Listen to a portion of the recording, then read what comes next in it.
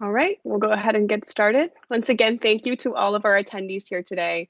We're so thrilled to have this great audience that spans the different CGIAR centers to further encourage collaboration and unity across the one CGIAR. So once again, my name is Megan Steele. I'm partnership support on the Accelerate for Impact platform team. CGIAR's Accelerate for Impact platform, A4IP, is a venture space that's designed to bridge science and entrepreneurship and works to incubate and accelerate science-based innovations and valorize existing or dormant research products in the pre-commercial stage.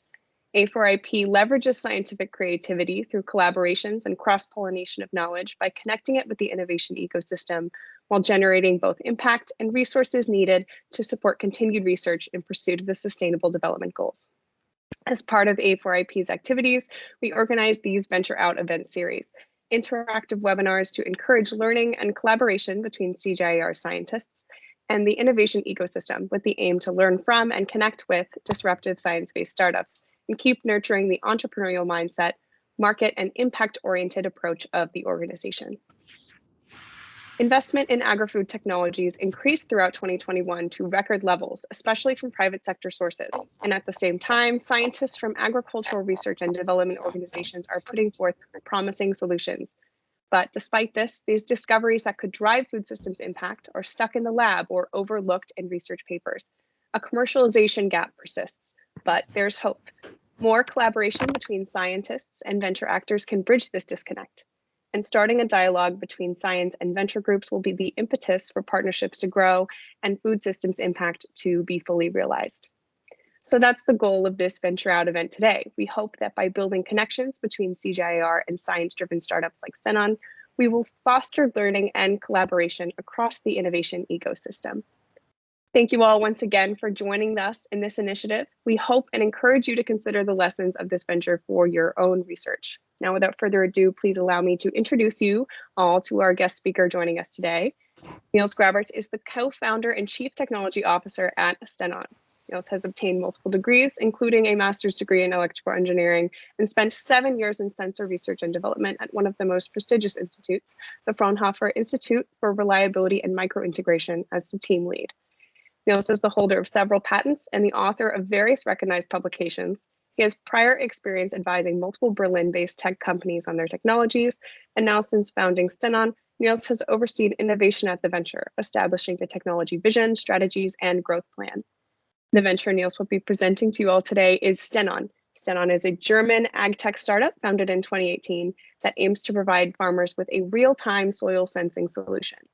Stenon's technology Farm Lab provides immediate, accessible, and accurate information on soil health metrics like temperature, texture, moisture, pH value, specific nutrient content, and more.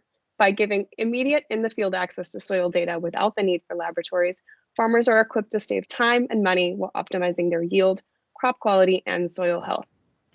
Stenon is supported by prominent investors, including David Friedberg's The Production Board, Cherry Ventures, Founders Fund, and Atlantic Labs. And as of December 2021, they raised $20 million in their Series A funding round. Niels' presentation will highlight Stenon's journey to scale and share the lessons learned about how to overcome challenges throughout the scaling experience. Afterward, Mayesse de Silva, a technical expert on soil science from the Alliance of Bioversity International and CIAT, will lead the Q&A discussion portion. We're thrilled to have them here both today speaking to all of us.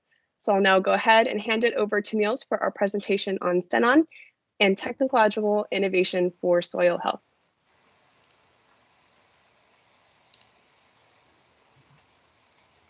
Thanks, Megan. Can you hear me well? Great. Thank you so much for the great intro. Right, it was pretty on point. Thank you for that. To all the audience, super glad to have the opportunity to speak to you all and also give you a glimpse on the journey of Stenon, also what we did the last 3 years, how we started, to give you some insights, and at which point we are currently, and also what we are doing to expand the company pretty soon in the next years, and what the targets will be there. And yeah, now let's kick it off. Megan, you already told a lot of things about me, so I maybe can't jump over that. But something which is really important for me is that the phrase from Einstein, because it already drives me since my bachelor thesis. is something. In my mind, every founder or everybody who has something like entrepreneur mindset should really follow, which is also providing success at the end of the day, because it's really like you never fail until you stop trying. It's really true, right? For sure, there are so many things which will come up doing the road of building something new, being disruptive. Everybody will be against you. Nobody will tell you it will work. There's just maybe one small part of people who will tell you, yeah, everything will be positive, but most of the other crowd will tell you, maybe it's not a good best idea. Maybe do something else, right? Especially for myself, I was purely only in research, and then really pivoted from research to really a pure scientist to also to build our own venture. And that phrase ever really drives me to go on. And at the end of the day, it's so true. So if you never stop failing, if you never fail until you stop trying, that's something which is very important for every founder in my mind. You already hit it that we did something about or doing something about soil, but also to give some idea why that is important. I think for sure that audience is maybe aware about it, but also some phrases which maybe clarify it a bit better. Some time ago, Roosevelt phrased the following: "The nation that destroys its soils destroys itself." And that's so true, because imagine that our food system is relying on soil, and soil is nothing which will be, it's not there forever. It's in use and can be destroyed over time. And rebuilding soil will take years, thousands, millions of years to get back topsoil. So our overall food system, which is about $4 trillion US dollars of value, is just founded based on soil itself. And then there are some reports from the United Nations and some estimations that if we treat our soils globally in the same way we did it the last 100 years, then they will be expired and polluted, and we will lose our topsoils in 6 years. If you translate this phrase into like farmer actions, maybe considering just something like wheat or corn, then it's just 60 harvests left, right?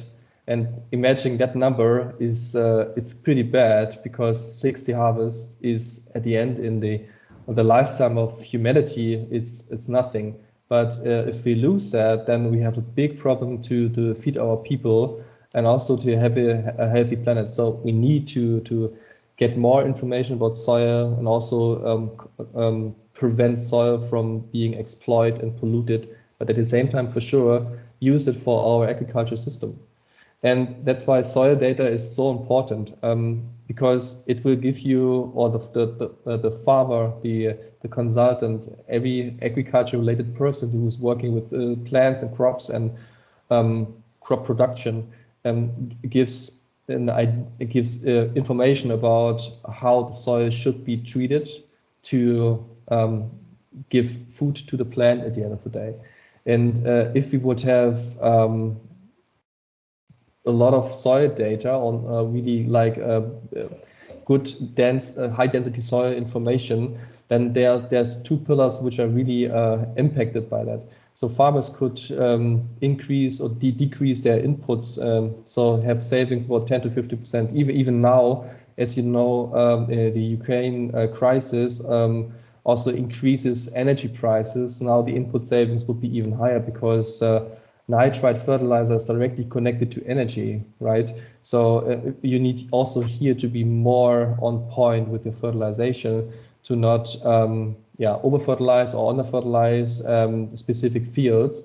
And also you can increase the yield if you have soil data, because you fertilize correctly, not because of purpose, and you increase your product quality at the end of the day. On the other hand, there's also society impact, right? So soil depletion can be prevented because you know what is going on in the soil itself, you know how to treat it, and what not to do at the end of the day.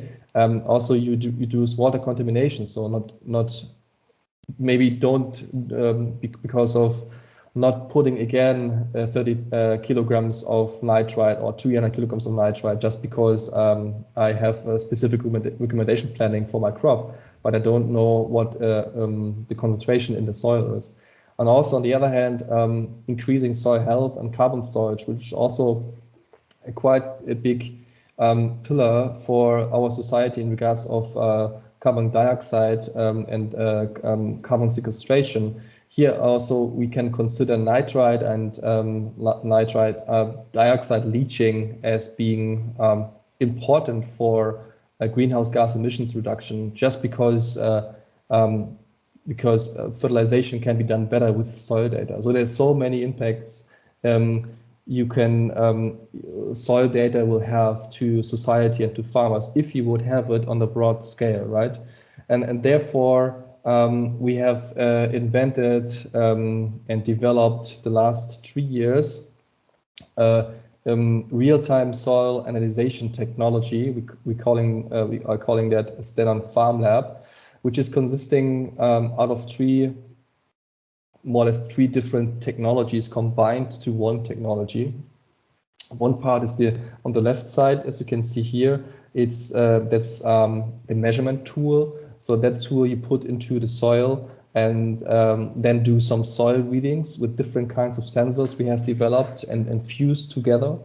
And then the data is sent to our cloud, and the cloud has different algorithms running, and then is calculating all the needed nutrient information the farmer would need, in example like nitrite, like N-total, like phosphorus, potassium, magnesium, soil organic carbon, temperature, moisture, and also the soil type. So we can differentiate between loamy soils, silty soils, and sandy soils, but also takes the microclimate information in one run.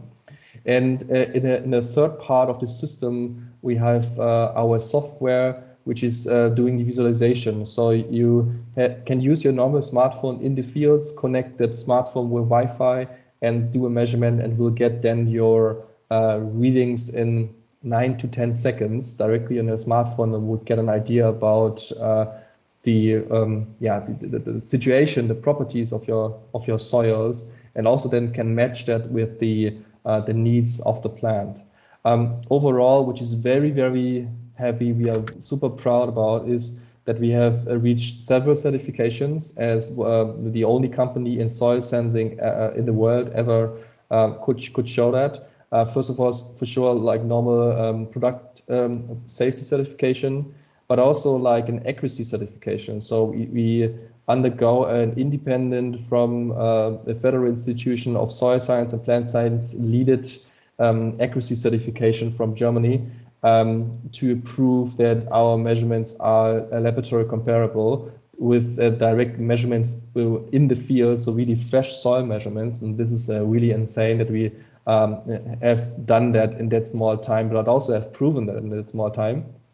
On top, we were able to patent the full system. So even 2018, I was writing the patent for the idea, and we were able now to have a granted patent in several countries, and also handed in that patent on over 42 countries, and already have it in 7 countries granted.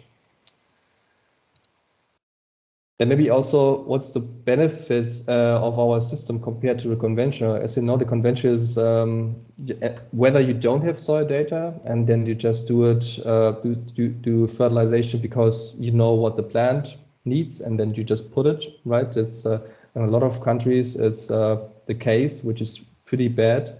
And or you take soil probes and send that to laboratories and wait for your result, and then afterwards you do the correct fertilization. But that's for sure a problem, especially also with nitrite, an example, because it has high dynamics and you need quite fast the results overall to do a proper fertilization program.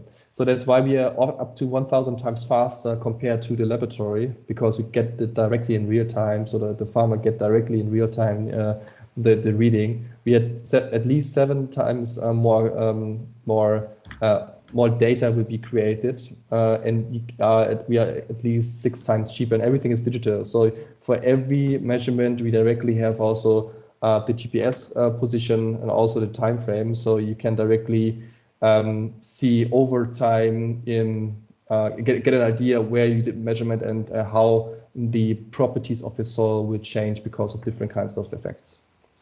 Also here some custom activity. I think it's pretty interesting because the system was the first time really commercial in the beginning of 2021, so beginning of last year. As you can see on the left side, we focus for sure on DACH region, so Germany, Austria, and Switzerland. And all these blue dots are customer-made measurements with customer devices. So as you can see, it was very high adoption because the pain for soil sampling is that high in agriculture that farmers and also consultants and other also big corporates are looking for tools to overcome that problem and to really qualify their fields and also to be more sustainable at the end of the day. And in 2021, we just made like 73,000 customer measurements, and within the last 10 weeks, we see another 23,000. So we already reached now roughly 100K measurements already done with our systems. So we expect at the end of this year, we have something like 400 to 500,000 data points in our pockets and or made by our customers. So very high custom activity, which is pretty cool to see. On US, we are preparing currently to be commercialized. So we need to calibrate on specific things because also different extraction methods are existing in different kinds of countries, which is also a big pain in the ass to be honest, because you cannot compare phosphor values from US with phosphor values of Germany or Poland or Russia or UK or Switzerland. Every country has a different extraction method, and every extraction method is funneling into a regional recommendation system. So it's really a big headache that there's no harmonization, but that's something we also will crack in the near future so that we can deliver similar values for every country, and you can globally compare the nutrient properties with one system. And now let's have a look into how it starts before I waste too much time about just our current system. So just give you a pure picture about how we started. So we started literally in a small garage in Berlin Südkreuz. We had 20 square meters as a shared office. So there were 2 companies, 2 startups in that 20 square meters, and we have 2 desks, and everything was really pure an idea. And my co-founder Dominic, as you can see on the right side, and we were pretty young. Also, I have still hairs. Now those are also more or less gone, but for sure a lot of learnings came in exchange. And today you can see on the left side our production in Potsdam, where we're currently producing our system, and also we are preparing a new production facility in Berlin with like 2,000 square meters of manufacturing space. And that's also our current office in Potsdam, like 750 square meters, which is still getting too small. So we are currently like 67 people in the company, and we need to look for a new office to not, because it's just too less space for us. And now maybe let's quickly look into the development process. On the left side, you can see the first prototype actually I built on my desk at home during the nights, also doing the 3D printing, all the electronics and the software interface. And that's something what we had in the first quarter 2018. And then we used that to acquire a first grant. This grant was given from Age 2020. I think that's that grant giver you all will know. And within that grant, we had access to this small garage office shared space, which I have showed you before, and we're able to try things out with that grant, visiting people, doing network, try to visit investors. And luckily at mid of 2018, we then also identified investor which was interested in investing in us and also scaling that idea. That was Atlantic Labs. And here we get our first pre-seed investment, and then in Q4 2018, you see already the transformation from the small box, right, to something which is going in the direction of the current system. But for sure, with the wooden stick and everything, is more like a prototype level for sure.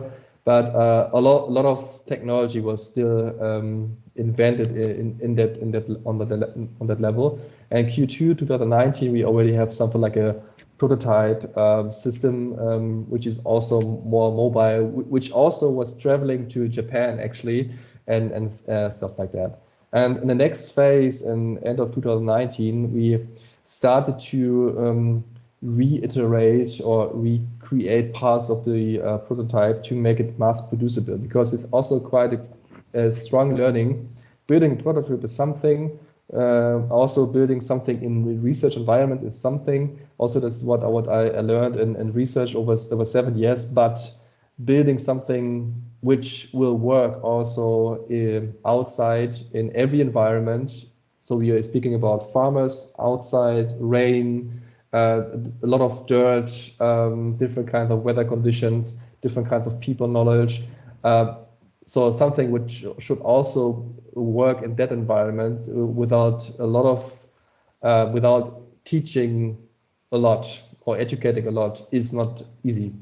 And also doing it in a way that is producible is not easy, especially when it comes to hardware. You don't want to waste a lot of money, a lot of time. You have to do a agile prototyping process where you for sure need to confirm of sacrificing things. So you need to make sure that you not will hang forever to your specific parts of your baby. You need to make sure that you are able to sacrifice things and replace it with better technology, better approaches. That's a quite strong learning for sure. In that time frame, then we build the full system in a modular way. So as you can see on the left side there, we call it a sensor head. This is a specific part of the device which is exchangeable, because it sees the most stress, because that part of the system will be pushed into the soil, and that part for sure can break the most easiest. And we don't want it to implement any kind of high risk. So we want to have the opportunity to ever also exchange parts, also that the customer can exchange spare parts on their own, to have a quite easy maintainable device. And that luckily that turned out to be very important, to also crack later the customer adoption, have an easy running system. The device is defined by customer needs, not by the engineering perspective, but really the customer is defining how the system should look like, and it should also be very easy in maintainability.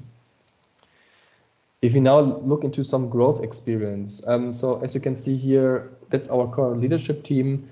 So pretty brilliant people, really love to work with them. It's like family. That's one of the most important things, I think. That's not just work, right? It's really something everybody has a specific passion and wants to drive it. Otherwise, it's difficult to overcome very technical, complex problems and then bring that into a product, if not with passion. And also what you can see here is that we have, for every specific expertise, we have also a specific department.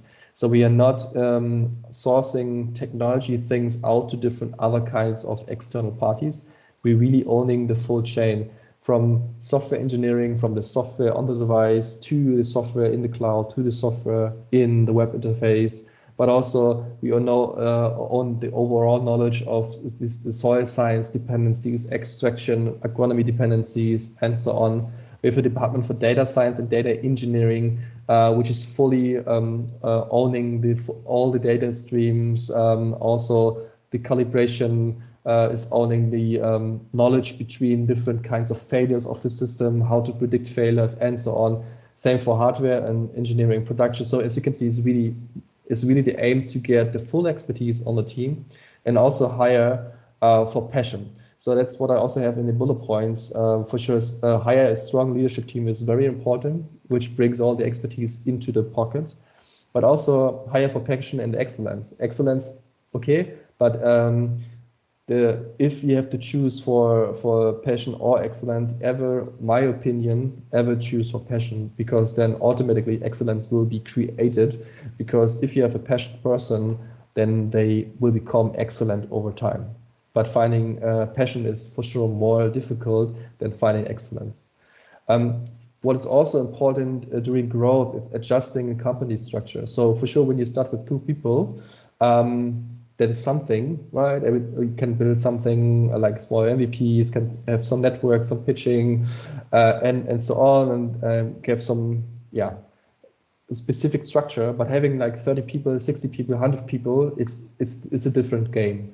And within these different kinds also of growth phases we went through the last years, we ever have also to adjust the company structure.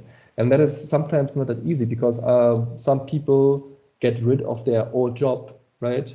So also I can give you as me as an example. I was in the beginning doing all the tech things on my own. Now I'm mostly managing the things, right? So it's really a change of structure, change of behavior of people, and they also need to know about, they need to be involved. So we ever involved all the team leads and all the people to recreate the new structure that everybody feels well, and also to define the specific direction if they want more the technical development of the person itself, or more management development of the person itself. Other important point is lead by example. So also to be here quite honest, if you want to undergo a real disruptive company and growth fast, which is complex to build because it's heavy technology, you cannot do it if you only work 4 days a week. You need to commit fully.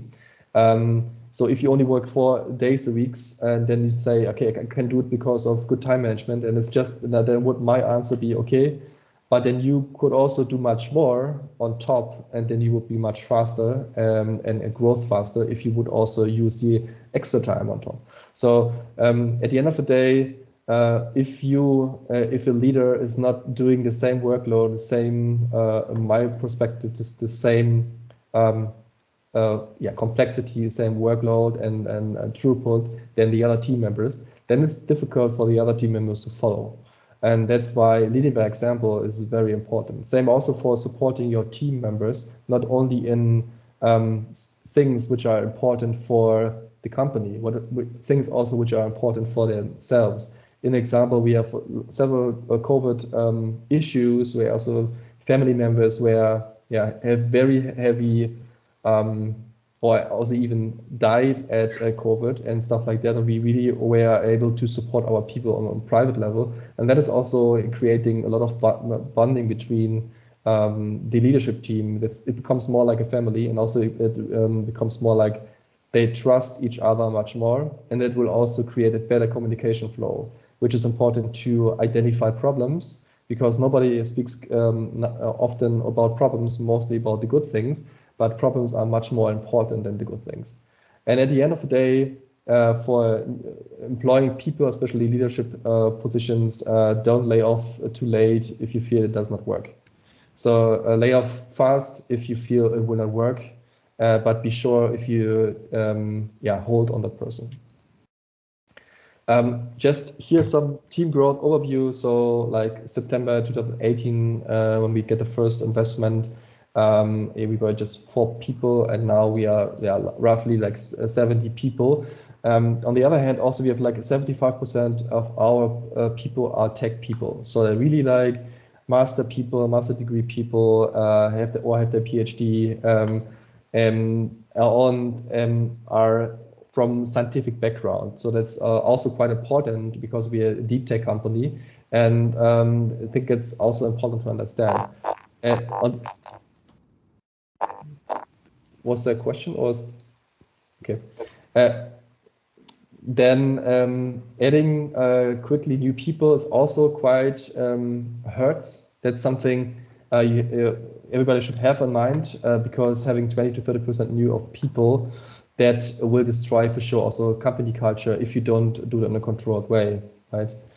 And some scaling barriers, maybe I'm go a bit faster, not that I lose too much time. We face for sure money is something which is for sure ever a problem, getting money.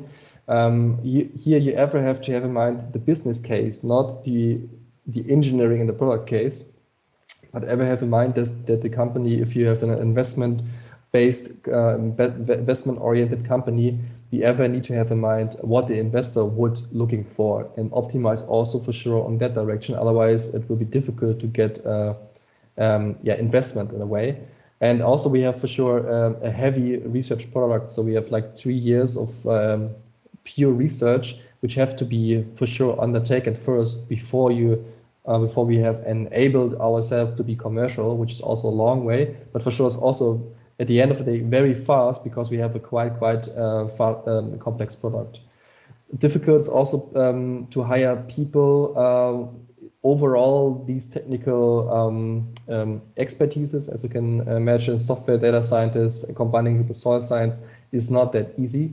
You have to find them, you have to enable them to be passionate to join. And in regards to product, what I meant already, it's easy to build a first prototype, but then from serious production to mass production, that is for sure was a problem. It was not easy. That's nothing what you should ever underestimate. COVID for sure also made some not nice boundary conditions like material shortage is something I think everybody who is doing hardware currently has problems with. And next, the last point will be like old market. So agriculture is quite old market. We are a very young company. And also I have no agriculture background. Dominic has an agriculture background. And it was in the beginning quite difficult to really show that we have a lot of expertise, even if you're not coming from agriculture. And that also we are fast learners and can learn on top the agriculture dependencies we need to know. And we were faced on top with a lot of burned soil, I would say, because there were also other companies before us which have not reached the level of accuracy certification and sell their products and promise things which they never could reach at the end of the day. And then you also will be put into that kind of class and then not really seen as something new. And that's something we really have identified as some barriers during the time. Maybe some success and drivers, some highlights. We had, first of all, the certification, what I meant in the beginning. We are independent accuracy certified from the Federal Institute of Soil Science and Plant Science of Germany. And then also we had the product safety and quality certification for measurement equipment, which literally says that we are qualified as a measurement equipment, but not also our production. So we built in 3 years the full device. At the same time, we built the production. At the same time, we certified the full production and the full device and did a certification of accuracy, which is literally really insane. Then the other thing was also a product business model fit. So in the beginning, we identified, okay, let's sell the product at once because farmers like to buy stuff. They like to own things. And then we identified, okay, that not really worked well. We don't see really good traction. That's why we pivoted and changed the business model to have a rental model. So when a farmer wants to have a device, the device will be rented for a time frame of 6 months, 12 months, 24 months. And then the farmer or customer can use it in a flat rate. So it's just a monthly fee, a flat rate usage. They can do as many measurements they want. They can share it with other farmers. And here we see a pretty nice adoption of our device within that business model. But also we have very nice margins and a very nice ratio to LTV and CAC at the end of the day, which is also very important for investors. So it ever is a balance of creating a good product for the customers, but also be attractive enough to be a common investor, to attract investors. So that's something which should ever be balanced, not only from business side, but also from tech side. I know a lot of founders where the business side and the tech side is quite isolated. That's pretty bad. The business side and the tech side really needs to be fully synchronized. Otherwise, it's difficult to grow at the end of the day. What I also mean in the beginning was maintainability and modular design. You can see on the left side, from the beginning, we embedded a fully real-time remote maintainability of our device. So we can look into every device globally about performance, temperature, Wi-Fi, GPS, versioning of different kinds of microcontroller firmwares and so on. And we can maintain it, right? We can maintain it from a central position from Potsdam and Berlin, and can help our customers directly in real time, so they can directly call us and can directly get help, which is very important because imagine that you have a fleet of people, technicians, which are driving around to repair our devices that would never work, that this overhead would create so much cost that we would never grow. But using it, implementing it in a way that is quite smart and technology oriented, solve that pretty well. Also doing the sensor head and all these spare parts in a way that everybody can exchange it easily on their own was very, very important for scale and also customer adoption. Megan, you already mentioned it. Another thing was our Series A funding from Founders Fund and the production board. So pretty glad that we have that great investors with that great mindset, which is fully in the same direction or working in the same direction we are working. So we are super glad having that great investors, which are also supporting us and pushing us to more growth, to even be better, and also giving us a lot of help and network. So that's insanely important. And also that's important for the entrepreneurial mindset. Investors and the brand of investors is for sure also important for the next and upcoming investor. So if you are looking for an investment or if you want to identify somebody who wants to be part of your company, then for sure also make sure that you have a good brand, which can also give you something, not only money. Money is stupid at the end of the day, but getting also the access to a network, it's much more valuable than just money. Expanding and potential support.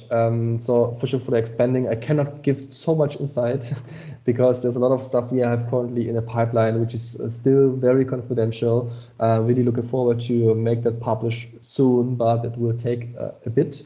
Overall, we are looking currently into different markets, so we will adjust or increase our market growth to US, UK, and also different other countries in Europe. As you saw in the beginning, we have a lot of measurements in German, Switzerland, and Austrian region, but now we also like to look into California, Midwest, UK, and Spain, and several other countries for this year. And then we are also building new products, which for sure are quite confidential. So I can give you some sneak preview. There will be 2 new products which are in the pipeline currently, which we like to launch in the next year. So depending on what kind of product. And on the right side also we are currently building specific API interface so that our data can also be exchanged with different kinds of farm management systems. So we don't want to provide the full farm management system suite. We just want to provide soil data to our customers, and then the customer for sure can choose from any kind of farm management system they want to use, to import it into their specific farm management system to make it accessible. And that's something we are also currently working on. So what about support for CGIAR? So for sure, helping to connect to investors, grant givers, governments, and industries. That's something super important. Pilots and trails and NGOs are also network, right? At the end of the day, is very, very important. In the beginning of creating the company, I just can tell you also from my own view, I pretty underestimated networking. right? So why do we go people networking? It's just a waste of time. Just execute, build something. At the end of the day, it's super important. Without network, you don't get anything because you need people, you need customers, you need ideas, you need different investors, you need opportunities, and that will not come to you by accident. You have to work for it. Also, for sure, such organization can support with people, right? As today. So when I speak today, maybe somebody of you is knowing somebody who maybe can work for us, or the other way around. And I think that's for sure also very, very important. And on top, also communicating that just scientific thinking will not solve the problem of our current generation, right?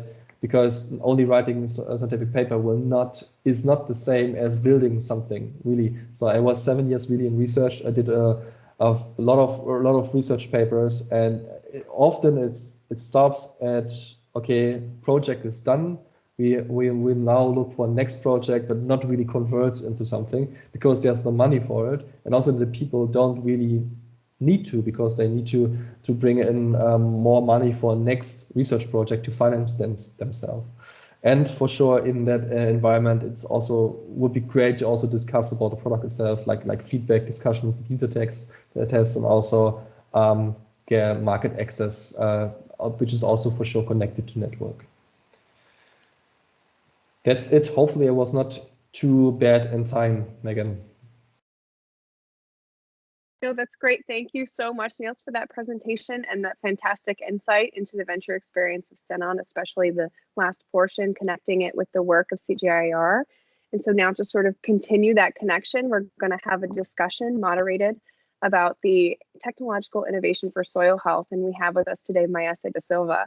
Mayesse works as a soil scientist of the multifunctional landscapes area at the Alliance of Bioversity International in CIAT. She is a forest engineer with a master's and PhD in soil science with a focus on soil and water management and digital soil mapping. So welcome, Mayesse. And before you take some questions from our audience, I'd love for you to kick off this discussion by first sharing some of your own reflections from the perspective of a soil scientist on the work of Stenon and technological innovation for soil health. Yeah, no, thank you very much. I hope you can hear me well, right? So, yeah, no, thank you also, Niels, for this presenting this interesting technology. You mentioned that as a soil scientist, and I think many of my colleagues connected here today, we know that soils are very complex and variable across landscapes. Sorry, Mayesse, excuse me. Can you check your microphone, because we're hearing you badly. Here, it's better now. Unfortunately, not. Okay, so I changed.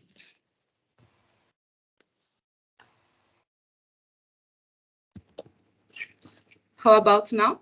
Ah, perfect. Wonderful. Yeah. Now it's not that way there anymore. Just go ahead. Okay. Yeah, no, because I was using a external microphone. So now it's better. Okay. So yeah, no, so I'll start again. So thank you. Thank you very much, Niels, for this presenting this interesting technology. And then as I was saying, we know that soils are very variable and complex across landscapes, and this makes very difficult to implement adequate and sustainable management strategies without having good soil quality information, right? So unfortunately, we know that soil information is not yet a reality for many farmers. This can be in US, probably yes, but like working in the tropics, this is not the reality for our farmers, especially smallholder farmers. So this results in inadequate soil management, leading to low productivity and soil degradation, as Niels mentioned at the beginning of his presentation. So you just presented this interesting technology that can reduce this gap between farmers and soil data and soil information. And as a soil scientist, I also know how difficult it can be to develop this type of technology. since it also requires a lot of soil information for calibrations, validation, because you mentioned the process that you took to develop it since it started 2018, which seems fast for this type of technology, and I congratulate you for that. And then based on that, I was wondering if this time when you started in 2018, you also started all the calibration, all the process with the soil, or it started before, and when it, how that worked, and how long did it take for you guys to really be able to say, okay, this sensor works for these soil properties and delivers good results? And also, what was the most challenging aspect you faced during this development? So this is what I would like to have for now, and then we can go for the questions. Thank you. Thank you. Yeah, maybe you can share something again, just image.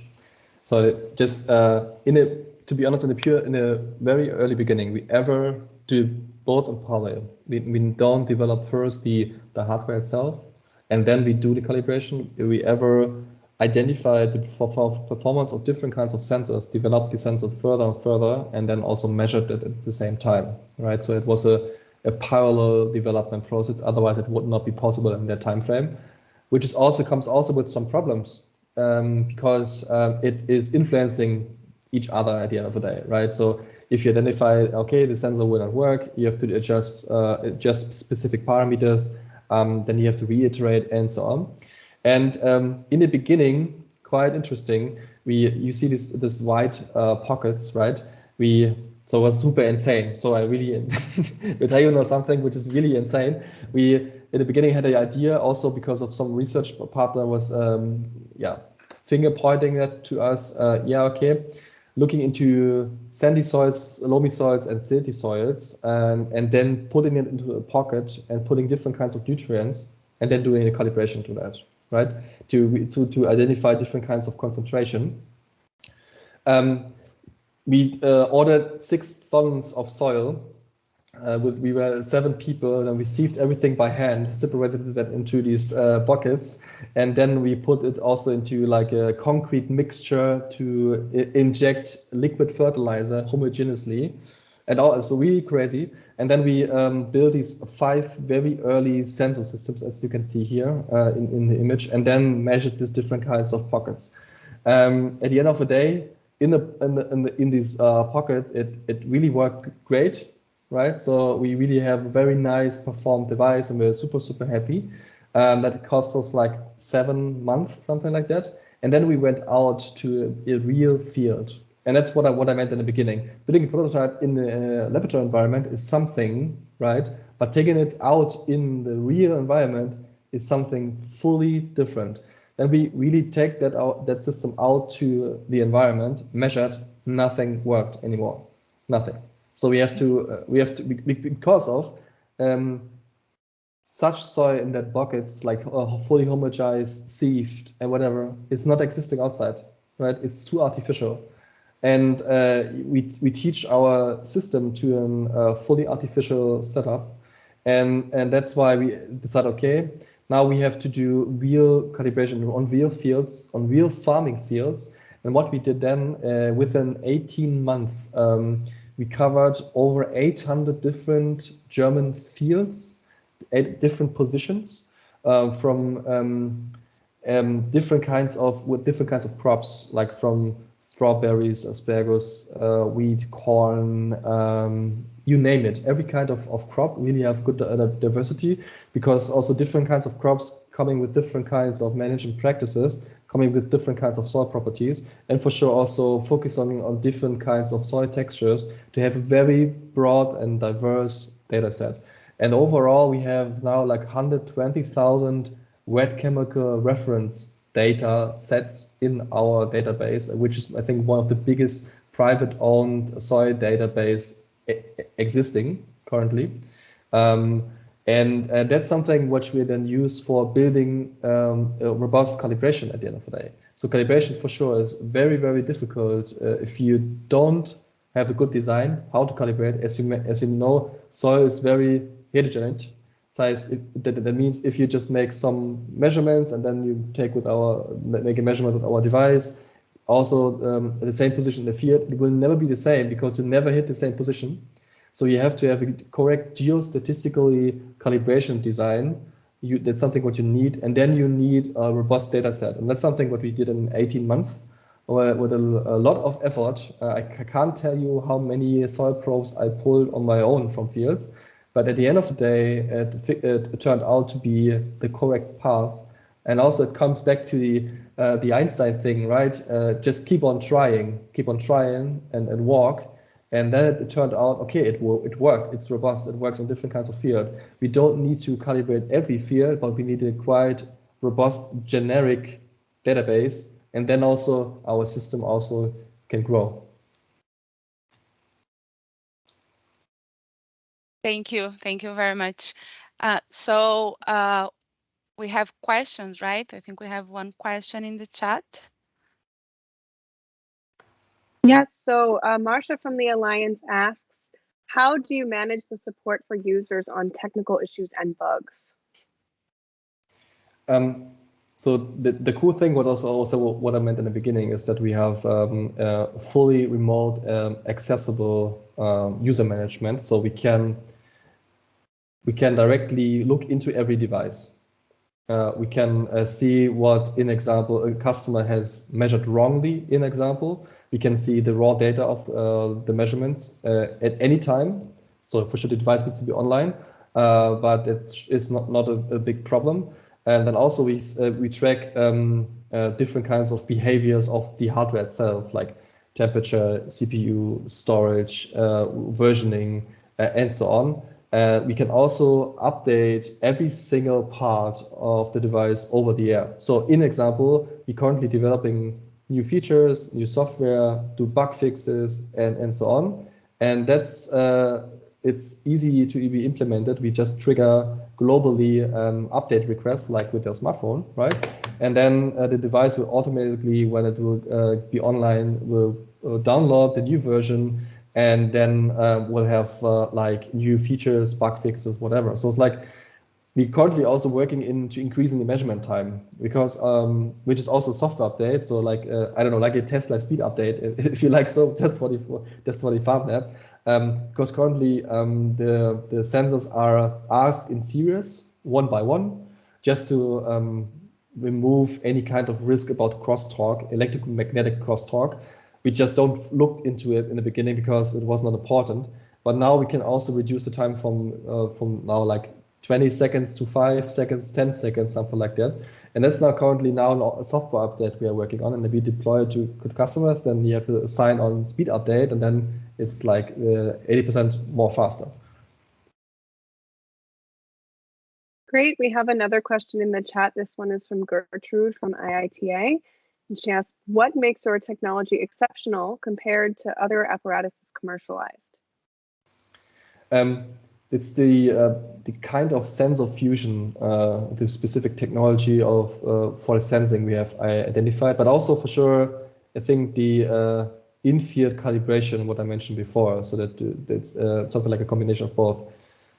First of all, we used optical spectroscopy, as maybe a lot of people know, like near-infrared spectroscopy. But at the end of the day, you never are able to measure nitride, in example, in the near-infrared spectra. It's not possible. So somebody who's saying that is lying. For sure, you can calibrate on every field, okay, but then it's not a pure measurement, right? It's like a calibration on a specific property, but not really a detection.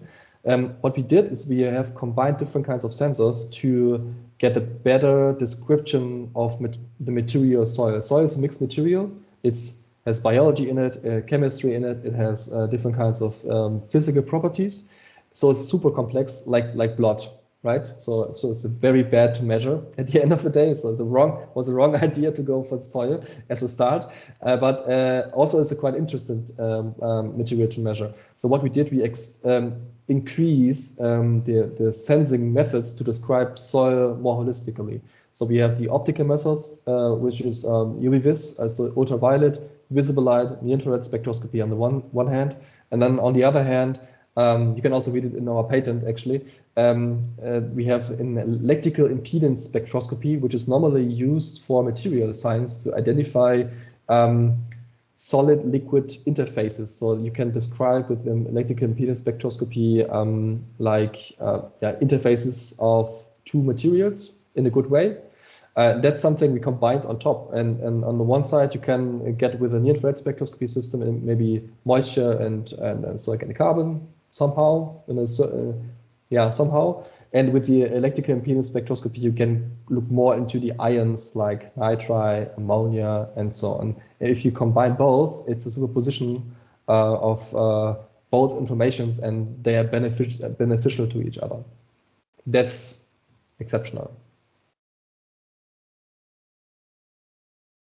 Great, and so we do have two other questions, and I'm just going to go ahead and combine these so for the sake of time. But when it comes to scaling ag tech, there's a lot of different considerations that come into play, including how it can be scalable for small and low income farmers in developing contexts as well as the use of data and data permissions. So can you speak a little bit to those two aspects?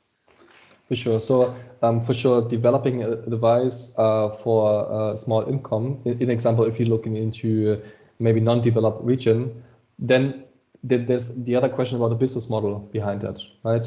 So currently we focus on high income countries to develop it first, right? To make it run. And if we now are on a level of high scalability and high throughput, we also can extremely reduce the cost of the device. That's one part of the story, right? So, but it needs to run, otherwise it will also not fly in regards to an investment-baked company.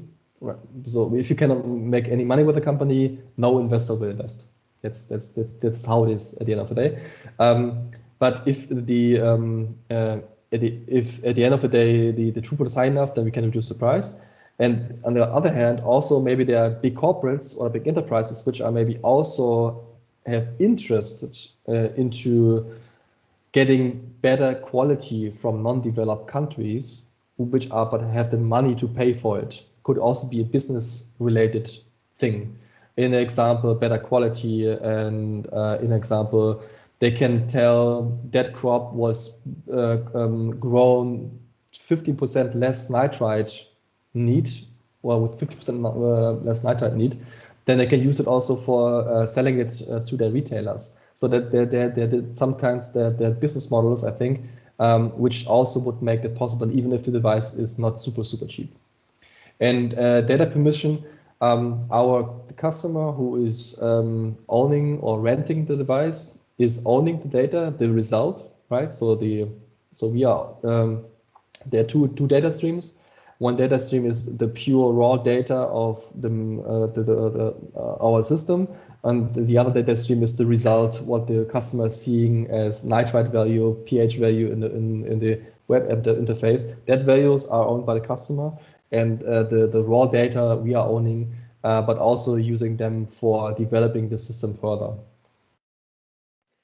It looks like it has already come to the end of our session.